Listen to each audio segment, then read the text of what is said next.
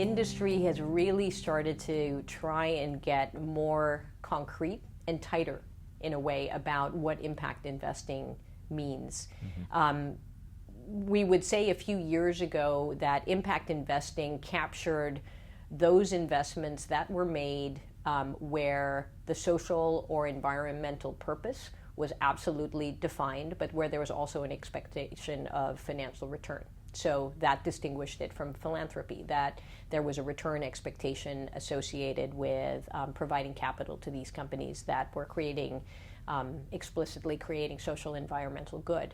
And the definitions started to also then include this notion of being able to measure the impact and report on the impact. So you couldn't lightly sort of describe any education investment or healthcare investment as an impact investment just because it was in those categories. You actually had to sort of call out what the impact was, start to measure it, and start to report it.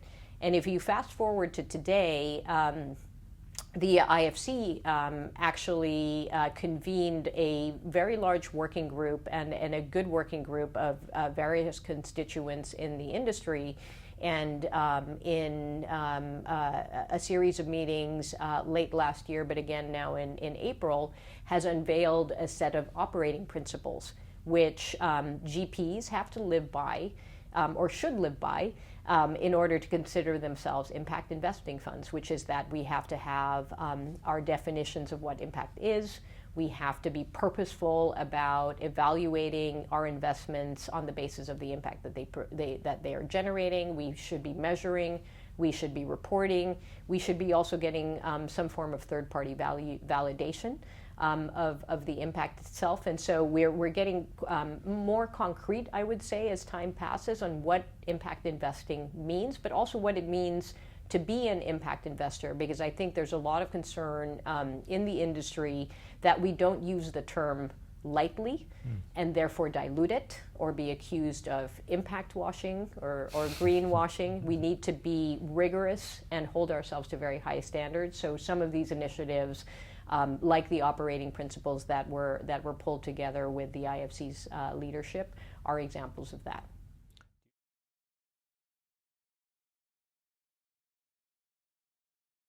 You know, I will say that there were other efforts that began in different ways in what can be now categorized as impact investing. There were people doing clean energy and clean tech, which has a little bit of a mixed bag of experience from a financial return standpoint. But there were, you know, different experiments going on in the world, and for us, though, in what I'll call the more social impact investing space in particular, the tipping point really started, I would say, in the late 2000s when there were emerging proof points, and it was just not, you know, a proof point of one or two situations, but there were multiple case studies of companies having been invested in that had tremendous business and financial momentum and scale potential, but where the management teams and the business models were squarely focused on creating, you know, true value for the customer. And microfinance is one of the places where this first started. But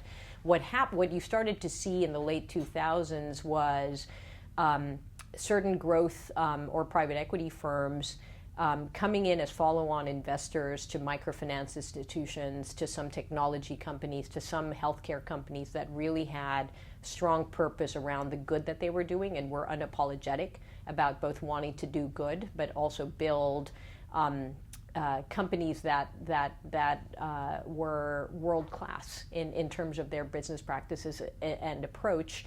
And once the mainstream investors started to come in as follow-on investors to some of these companies in the late 2000s, and you had some examples of very successful IPOs in the microfinance case that happened in Mexico and in India, among other places, where financial returns that were material and positive and market rate really were realized. That's when it started to become real. So you had to see real proof points and track record in the financial return and the business success side for this industry to really start to take form.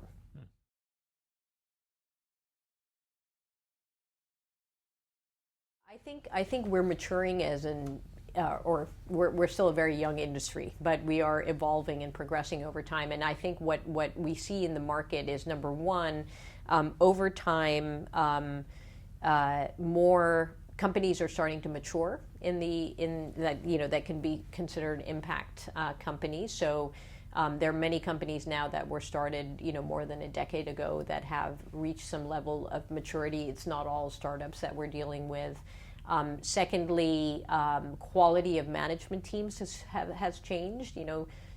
10, 20 years ago, depending on what sector you looked at, it was mostly a landscape of entrepreneurs who had very little business training, who might have come more from the humanitarian side, or some other field that caused them to want to do good, but didn't necessarily come from the business side. So the quality of management teams has changed a little bit over time, and the use of technology and the ability to have global reach has also changed in this context. So if you look at companies today relative to years ago, there is there are a larger number of companies that have global aspirations and have approaches and technologies and products and services that can be applied globally. But you also see you will continue to see very localized examples, because there are some issues and some problems and some challenges that can only be addressed by very localized business solutions, and that aren't sort of able to be extrapolated to a broader landscape. So I think you're seeing more of the global types of companies, but the locals, very focused local approaches will continue to exist. And in certain countries, India, China, Nigeria, Indonesia, very, very large populations, they can be, country-focused companies, but the market is enormous because of the nature of that country.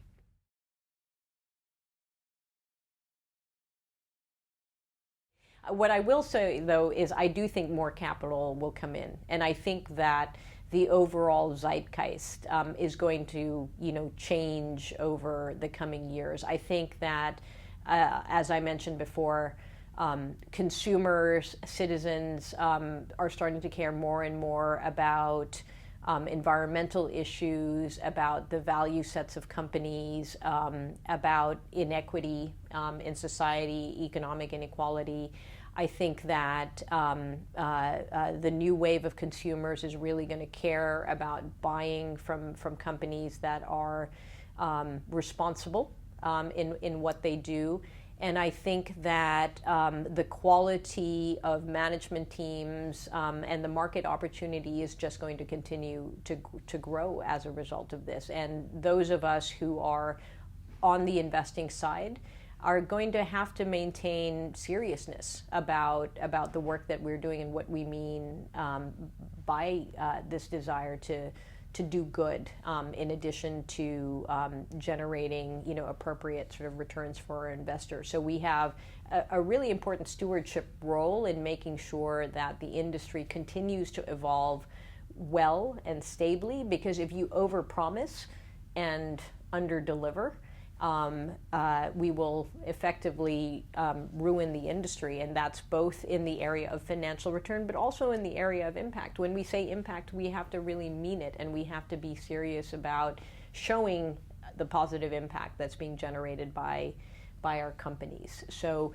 there's a lot of hard work that we need to continue to do, those of us who are sort of at the vanguard of this industry, to protect it, because I think the demand is just going to grow and increase, and people are questioning capitalism and whether capitalism works for all, whether it works for our entire society, and impact investing can be one of the tip of the spear strategies in doing some good, but that's only if the folks responsible for leading the charge are good stewards of this work. So we take that, I think as a group we do take that very, very seriously. And I'm hopeful, but I don't. I think we just have to do our work thoughtfully and carefully.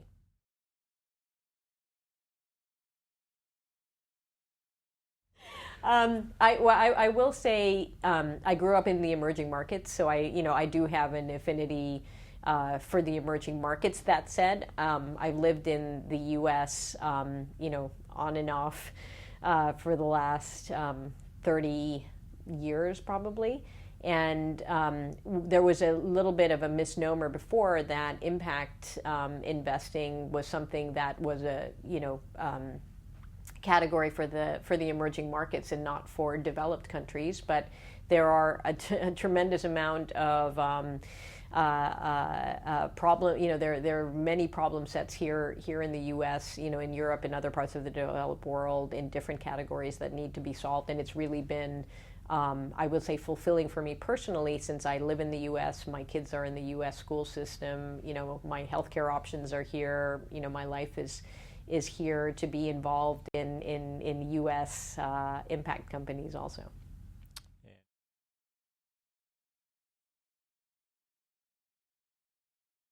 One of the things that we were able to offer was an investing team with deep history and track record. Investing is very difficult. To be a great investor is even more difficult. You can't just assemble a new investing team and automatically assume they're going to be great investors. So we brought in existing teams to the table and then brought incredible rigor to impact. So I think investors need to think about what their purpose is. If it's an investor who cannot compromise on financial return and needs to achieve market rate financial return, then you need to very carefully assess not just the impact merits of the group that you're looking at, but whether they have the investment team, track record, history to deliver what they should be delivering to you.